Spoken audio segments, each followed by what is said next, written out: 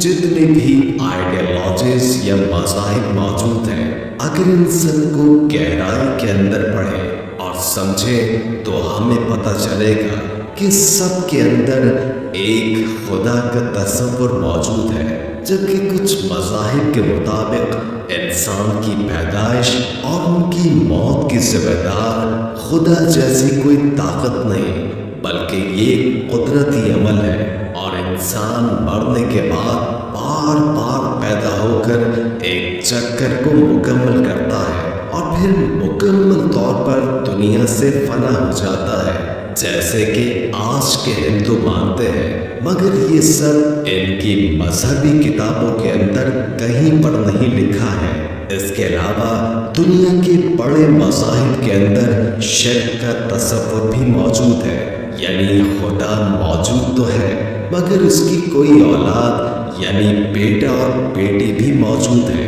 اور خدا انسانی شکل کے اندر زمین پر بھی آتے ہیں۔ مگر اسلام ایک ایسا مذہب ہے جس کے اندر ایک خدا یعنی اللہ، یعنی سب سے طاقتور ذات کا تصور موجود ہے کہ اس ایک اللہ کے سوا کوئی دوسرا موجود نہیں، اور دنیا اور کائنات کا نظام سب اسی کے ماتحت ہے۔ لیکن ان سب خدائی تصورات میں سے صحیح تصور کون سا ہے، اس کو جاننے کے لیے زمانے کی مناسبت سے اس تصور کو ناپا جاتا ہے۔ مثال کے طور پر موسیٰ علیہ السلام کے دور کے اندر جادوگری کا علم عروج پر تھا، تو اللہ نے موسیٰ علیہ السلام کو معجزات عطا کیے جن کے سامنے یہ جادو بے اثر ہو گئے، اور جادوگر یہ سمجھ گئے کہ یہ جادو نہیں، یعنی نظر کا دھوکہ نہیں، بلکہ ایک معجزہ ہے، یہ حقیقت ہے، اور اسے جان کر ایمان لے آئے۔ عیسیٰ علیہ السلام کے دور کے اندر معجزات کا وقت تھا، اور اللہ نے انہیں ایسے معجزات عطا کیے جو کہ آج تک کسی پیغمبر کو نہیں ملے۔ مثال کے طور پر مردوں کو زندہ کرنا، مٹی کے پرندے بنا کر انہیں پھونک مار کر زندہ کر دینا، اور بیماروں کو شفا دینا وغیرہ وغیرہ۔ پھر عرب کے دور کے اندر کیونکہ زبان اور شاعری کا عروج تھا اور انہیں اپنی زبان پر بہت غرور تھا، مگر جب قرآن نازل ہوا تو بڑے بڑے شعراء نے اپنے کلام پھاڑ دیے کہ ایسا کلام تو ہم نے کبھی سنا ہی نہیں اور نہ ہی دوبارہ کبھی سن سکیں گے۔ اسی طرح آج کا دور کیونکہ سائنسی دور ہے، اور آج کے دور کے اندر ہمیں کسی مذہب کی حقانیت اور سچائی کو ثابت کرنا پڑے تو اسی لیول پر جا کر ثابت کرنا پڑے گا۔ حالانکہ قرآن سائنس یعنی نشانیوں کی کتاب ہے، سائنس کی کتاب نہیں، لیکن پھر بھی اس کے اندر ایسے سائنسی حقائق موجود ہیں جو کہ آج سے 1400 سال پہلے کسی کے لیے یہ تصور کرنا بھی ممکن نہیں تھا۔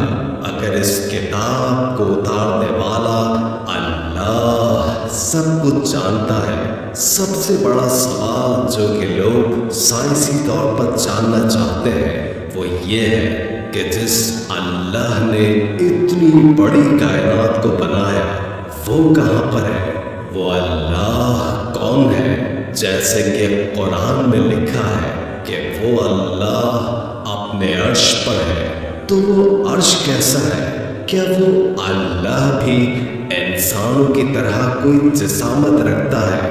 یہ کائنات اس نے کیسے بنائی؟ اس سے ملتے جلتے سوالات ہم آج اس ویڈیو کے اندر اسلامی اور سائنسی طور پر جاننے کی کوشش کرتے ہیں، تو چلیے شروع کرتے ہیں۔ اللہ تعالیٰ قرآن میں فرماتا ہے کہ اسی اللہ نے اس کائنات کو بنایا اور وہی اس کے نظام کو چلا رہا ہے، اور اس کے ساتھ ساتھ اللہ تعالیٰ کی کئی خوبیوں کا ذکر بھی کیا گیا، جیسے کہ وہ رحمان، رحیم، مالک، ہر بات کا جاننے والا، खालिक, मौत देने वाला और इंसान की तकदीर का मालिक है, वगैरह वगैरह। कुरान और हदीस में कहीं भी अल्लाह के फिजिकल वजूद का कोई जिक्र मौजूद नहीं है। बस इतना बताया गया है कि वो अपने अर्श पर मौजूद है। लेकिन ये अर्श भी कैसा है, इसके बारे में कुछ मौजूद नहीं। और इसकी वजह ये समझ आती है कि इंसान क्योंकि पैदा होने से लेकर मरने तक तख्लीक के अमल के साथ पैदा होता है, इसलिए उसके दिमाग के लिए ये समझना मुश्किल है कि एक ज़ात ऐसी भी है जो कि कभी पैदा नहीं हुई और ना ही उसे मौत आनी है, न उसकी कोई औलाद है, न उसकी कोई जिन्स और न ही उस पर वक्त का कोई असर होता है। इसीलिए हदीस मुबारका के अंदर इस बात में सोचने पर भी मना किया गया है, क्योंकि शैतान इंसानों को इस एक सवाल पर वर्गलाता है कि अगर हर चीज को अल्लाह ने पैदा किया है तो अल्लाह को किसने पैदा किया। इसलिए उस वक्त अल्लाह से पनाह मांगनी चाहिए शैतान के शर से। और दूसरी बात, अगर ये मान लिया जाए कि अल्लाह के साथ पैदा हुई है तो सवाल खड़ा हो जाएगा कि जिसने अल्लाह को पैदा किया उसको किसने पैदा किया, और अल्लाह के पैदा करने वाले को किसने पैदा किया। ये सिलसिला कभी रुकेगा ही नहीं, क्योंकि जब तक हम इस बात को तस्लीम न कर लें कि एक ज़ात ऐसी भी है जिसको न कभी किसी ने पैदा किया और न उसको मौत आनी है। और यही तो इस्लाम में अल्लाह का तसव्वुर है। अब जरा इसी तसव्वुर को साइंस से साबित करने की कोशिश करते हैं। साइंसदानों के मुताबिक हमारी कायनात, जिसकी शुरुआत एक बहुत बड़े धमाके यानी बिग बैंग से हुई है, सिर्फ कायनात की शुरुआत से नहीं बल्कि इससे स्पेस और टाइम यानी वक्त का तसव्वुर भी शुरू हुआ। इस बिग बैंग से पहले टाइम जैसी कोई चीज मौजूद नहीं थी, यानी बिग बैंग से पहले अगर आप मौजूद होते तो ना तो आप पैदा होकर बूढ़े होते, ना आपको मौत आती, हर चीज पर आपकी नजर होती। मुख्तसरन टाइम का आप पर कोई असर नहीं होता। एक लम्हे के लिए इस मंजर को तसव्वुर करने की कोशिश कीजिए। मुझे पता है कि आपके दिमाग के लिए ये सोचना बिल्कुल नामुमकिन हो गया होगा, वो काम ही नहीं कर रहा होगा।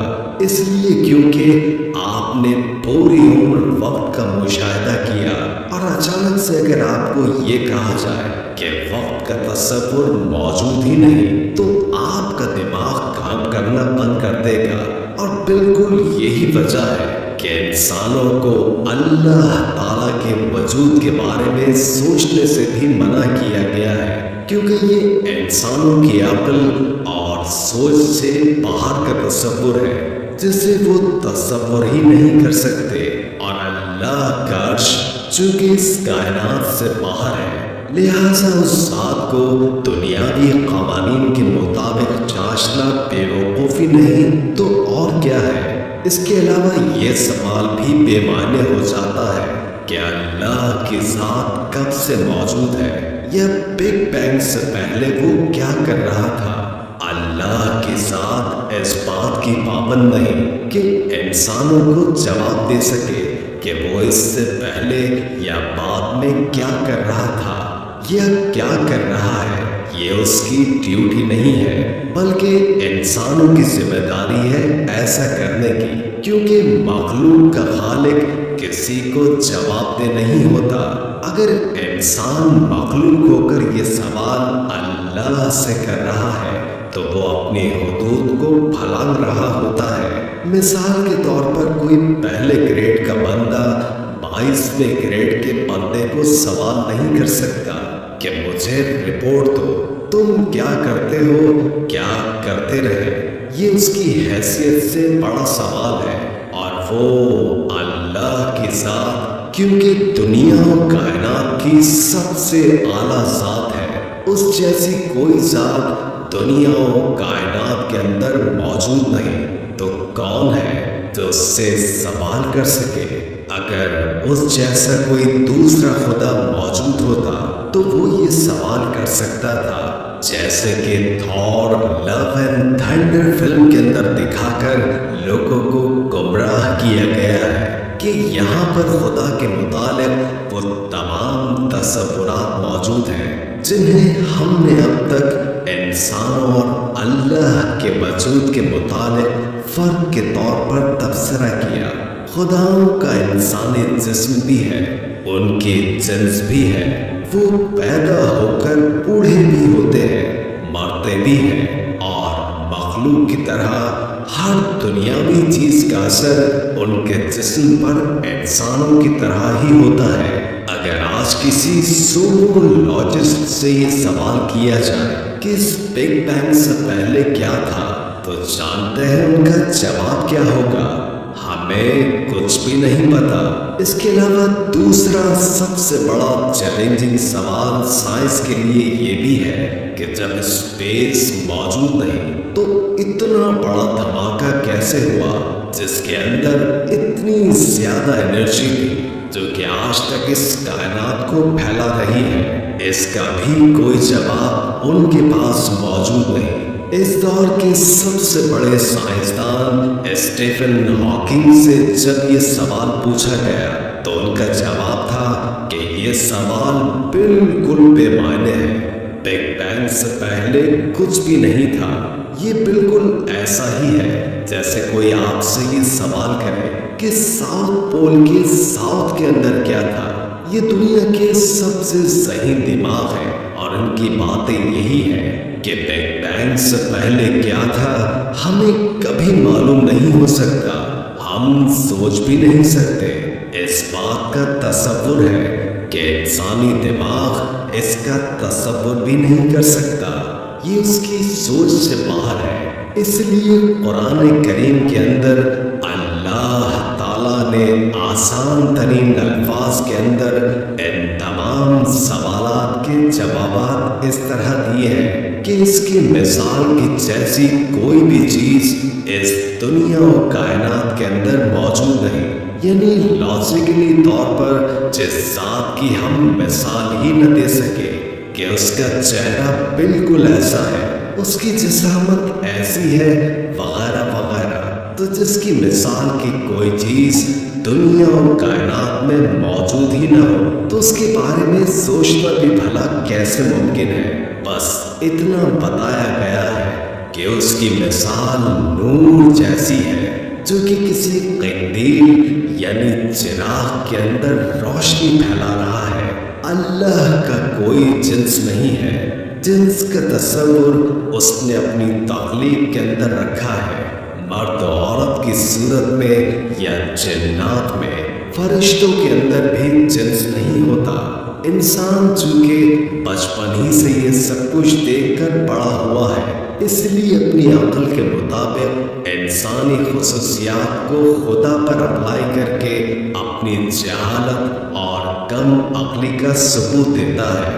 ہمیں سوچ سے باہر آنا پڑے گا، ورنہ ساری زندگی آپ اسی کشمکش کا شکار رہیں گے، مگر دماغ کو سکون نہیں ملے گا۔